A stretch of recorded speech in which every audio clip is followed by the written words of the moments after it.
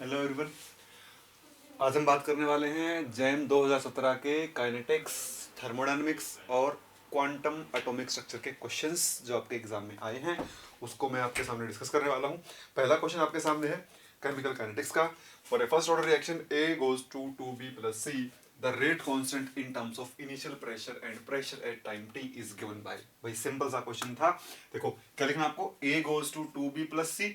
अगर time zero पर इसका प्रेशर पी नॉट है, अगर ये पी नॉट है तो यहाँ तो कुछ भी नहीं है, जीरो जीरो होगा। जब टाइम टी होगा तो इसका प्रेशर कितना होगा। देखो पी नॉट में से अगर पी जाएगा तो ये पी बनेगा और ये कितना बनेगा भाई, 2p बनेगा। ये कितना बन जाएगा, 2p बन जाएगा। ये कितना बनेगा भाई, 2p बन जाएगा, 2p। ठीक है, ये बन जाएगा 2p। इसके बाद क्या लिखा भाई, इनिशियल टाइम पर तो प्रेशर कौन है, P naught.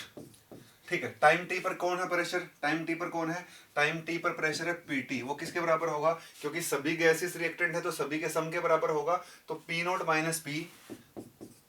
Minus P plus 2p plus p, ये आ जाएगा। यहां बन जाएगा आपके पास p से p cancel, this is equal to, this implies, यहां से मैं p की वैल्यू निकाल लूंगा, यहां से आ जाएगा p is equal to pt minus p naught divide by two. और जनरल में अगर फर्स्ट ऑर्डर रिएक्शन के लिए रेट एक्सप्रेशन लिखूं या फिर रेट कांस्टेंट का एक्सप्रेशन लिखूं, क्या होगा भाई, k is equal to 1/t ln p naught upon p naught minus p। और ये p वाली वैल्यू में यहाँ पर रख दूंगा, ये p वाली वैल्यू में यहाँ पर रख दूंगा। क्या होता है, देखो यहाँ पर a होता है, अगर कंपैरिजन करोगे तो यहाँ पर a माइनस x। ऊपर क्या लिखते हैं, a एक्सप्रेशन में k is equal to 1/t ln a upon a minus x। यहाँ पर a की जगह क्या है, p naught, a minus x की जगह क्या है, p naught minus p। That's all. ऐसा ही आपको करना था। आगे इसका आपको सॉल्यूशन भी देखने को मिल जाएगा। ये रहा सॉल्यूशन, p की वैल्यू उठाकर यहाँ पर रखी हुई है, आंसर आ जाएगा आपके पास b। So b will be the correct option. चलिए अभी अगला क्वेश्चन देखते हैं। क्वांटम का क्वेश्चन है, particle in box. For a particle in A one dimension box of length l with potential energy Vx, 0 से l के बीच में पोटेंशियल एनर्जी 0 है, बाकी जगह इनफाइनाइट है। मतलब कि 1D बॉक्स की बात कर रहा है। The acceptable wave function is, इनमें से कौन सा वेव फंक्शन एक्सेप्टेबल होगा वो आपको मेंशन भी कर देता है। Which is consistent with the boundary conditions, जो बाउंड्री कंडीशन से क्या करता हो, एग्री करता हो, वेरीफाई करता हो, consistent with the boundary conditions. देखिए भाई, देखिए पहले में बाउंड्री क्या है, 0 to l है भाई, और बाउंड्री पर फंक्शन क्या होना चाहिए, 0 होना चाहिए। बाउंड्री कंडीशन क्या कहती है कि wave function must be vanish at the boundaries, wave function boundaries पर 0 हो जाना चाहिए।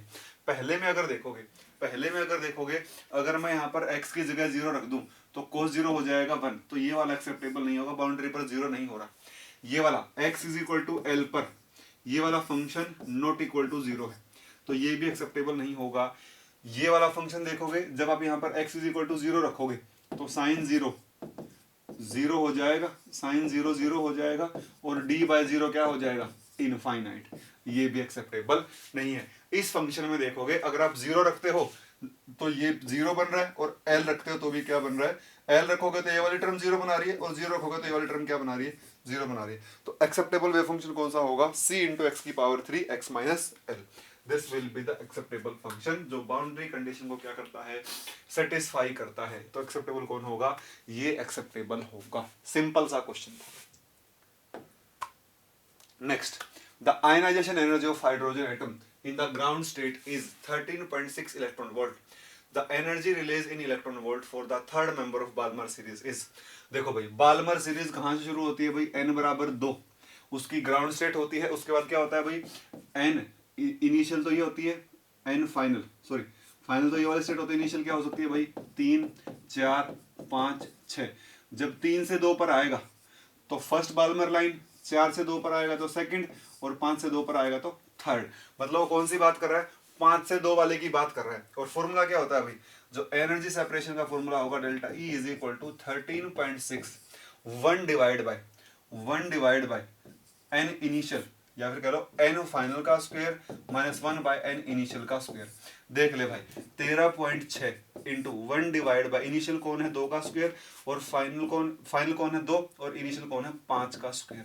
1 divide bye 4 minus 1 divide bye 20 5। यहाँ पर उल्टा इसलिए आया क्योंकि यहाँ पर क्या साइन है, क्योंकि यहाँ पर माइनस का साइन है, इसलिए 25 पहले और 4 बाद में आ गया। यहाँ पर 4 पहले और 25 बाद में आएगा, आंसर आ जाएगा 2.856 इलेक्ट्रॉन वोल्ट। 2.856 इलेक्ट्रॉन वोल्ट सही है, 2.856 electron volt, this will be the answer. चलिए भाई आगे बढ़ते हैं। Wave nature of electromagnetic radiation is observed. Simple है भाई, डिफ्रैक्शन और इंटरफेरेंस क्या बताते हैं आपको, वेव नेचर के बारे में बताते हैं।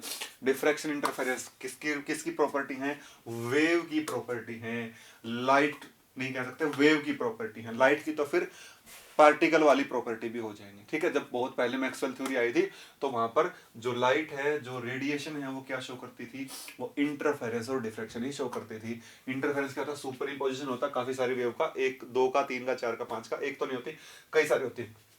रियलिटी में वेव कभी सिंगल हो ही नहीं सकती।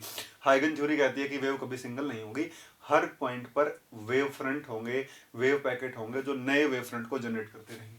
डिफ्रैक्शन क्या है, लाइट का बैंड होना, वेव का बैंड होना किसी शार्प एज के अराउंड, वो भी वेव की ही प्रॉपर्टी होती है। ये पार्टिकल शो करता है, ये भी स्कैटरिंग, स्कैटर कौन होगा, टकराने के बाद पार्टिकल होगा। फोटो इलेक्ट्रिक इफेक्ट, इसमें भी क्या है, कोलिजन से क्या होती है, पार्टिकल का कोलिजन होता है फोटोन का इलेक्ट्रॉन के साथ। तो दोनों के दोनों पार्टिकल नेचर है, वो कैसा है, वो वेव नेचर है। हाँ जी भाई, इंटेंसिव प्रॉपर्टी देखो, इंटेंसिव प्रॉपर्टी वो होते हैं जो मास के इंडिपेंडेंट हो, सिस्टम की अमाउंट के इंडिपेंडेंट हो।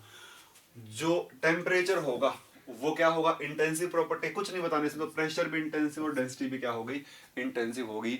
वॉल्यूम जो होती है वो एक्सटेंसिव प्रॉपर्टी होती है, दिस इज एक्सटेंसिव प्रॉपर्टी। अगर अमाउंट बढ़ेगा तो वॉल्यूम बढ़ जाएगा, घटेगा तो वॉल्यूम घट जाएगा। Next, for a reaction 2a plus b goes to c plus d, the rate of consumption of a is, इसके लिए क्या लिख सकता हूं मैं, -1/2 dA by dt। ये रेट है। इसके बाद वो क्या कह रहा है, वो क्या कह रहा है, ये तो है रेट, इसका कंजम्पशन का रेट क्या आएगा, dA by dt is equal to, कितने दे रखा है, 0.1, इसकी वैल्यू दे रखी है 0.1। तो रेट क्या पूछा आपसे, रेट ऑफ प्रोडक्शन ऑफ सी, तो रेट क्या होगा, रेट तो ये भी होगा dc by dt, ये भी होगा। तो यहां पर रेट निकालने के लिए क्या करूंगा, इसकी वैल्यू रख दूंगा r is equal to 1.2 into, ये माइनस के साथ चला गया, इंटू 0.1, ये आ जाएगा भाई r इज इक्वल टू 0.05 मोल पर लीटर पर सेकंड। देख ले भाई, यहां सोल्व भी कर रखा है। कितना सिंपल सा क्वेश्चन आपसे पूछता, बहुत बेसिक आपसे पूछता, बहुत ज्यादा बेसिक आपसे पूछता है जी, ठीक है। आंसर आ जाएगा 0.05। अगला क्वेश्चन भाई, the radio active element undergoes 80% radio active decay in 300 minute.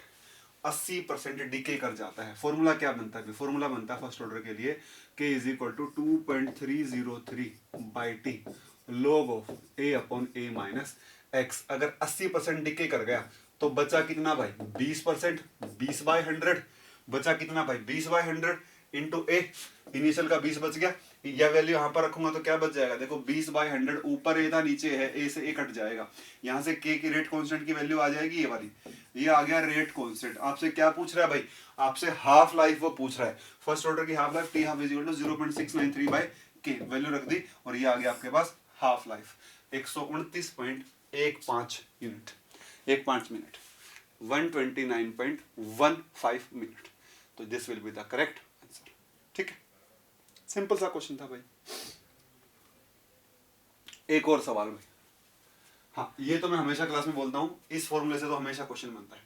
Consider an isothermal reversible compression of an 1 mole of inert gas in which pressure of system increase from, pressure 5 atm से कहां बढ़ा दिया, 30 atm बढ़ा दिया, मतलब P1 दे दिया, P1 दे दिया, P2 दे दिया, और टेम्परेचर दे दिया 300 केल्विन, और क्या बोल दिया आइसोथर्मल, तो T2 भी क्या होगा भाई, 300 ही होगा। उसके बाद एंट्रोपी का फॉर्मूला क्या होता है, ये होता है NCP/ln T2 by T1 plus NR/ln P1 by P2, ठीक है।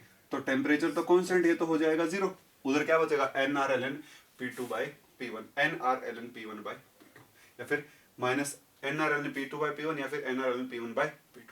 तो आप यहां से निकाल सकते हो सिंपल, आपको बस n की वैल्यू यहां से निकालनी होगी। n 1 दिया होगा, शायद 1 ही दिया होगा, 1 मोल ही आपको दिया, ठीक है। तो सीधा क्या करना है भाई, आर 8.314 ln P1 कितना दिया है 5 और P2 कितना दिया है 300, ये करना था भाई। ये रहा 30 दिया 5 दिया, पता नहीं 300 होगा, पता नहीं 30 होगा, भी डाटा देखना पड़ेगा, नहीं 30 होगा, 30 होगा, 30 300 नहीं होगा, 30 होगा, वो 30 है भाई, वो 30 दिस इज 30, वो गलती से लिखा, यहाँ पर 30 आएगा, ये आ जाएगा भाई आपके पास, जो आंसर होगा दिस इज द आंसर 14.896। ये किसके बारे में बताया आपको, ये आपको बताया किसके बारे में भाई, ये आपको बताया किसके बारे में पूछ रहा है, सराउंडिंग का आपसे पूछ रहा है, सराउंडिंग का आपसे पूछ रहा है, तो क्या होगा सराउंडिंग का किसके बराबर आएगा, सिस्टम के नेगेटिव के बराबर आएगा, सराउंडिंग का किसके बराबर आएगा, सिस्टम के नेगेटिव के बराबर आएगा। ऐसा क्यों देखो भाई, कैसी प्रोसेस है, रिवर्सिबल प्रोसेस है। जब रिवर्सिबल प्रोसेस होगी तो जो टोटल एंट्रोपी है, जो सिस्टम प्लस सराउंडिंग, वो क्या होती है 0। तो जो सराउंडिंग की एंट्रोपी है वो नेगेटिव ऑफ सिस्टम के एंट्रोपी के बराबर होती है।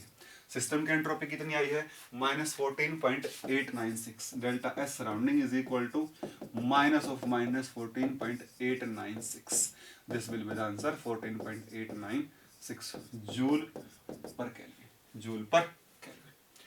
ठीक है भाई, तो ये जैम 2017 में काइनेटिक्स, थर्मोडायनेमिक्स, एटॉमिक स्ट्रक्चर के जो क्वेश्चन आए हैं वो मैंने आपको करवा दिए हैं। और वीडियो को लाइक कीजिए, शेयर कीजिए और सब्सक्राइब भी कीजिए। ठीक है।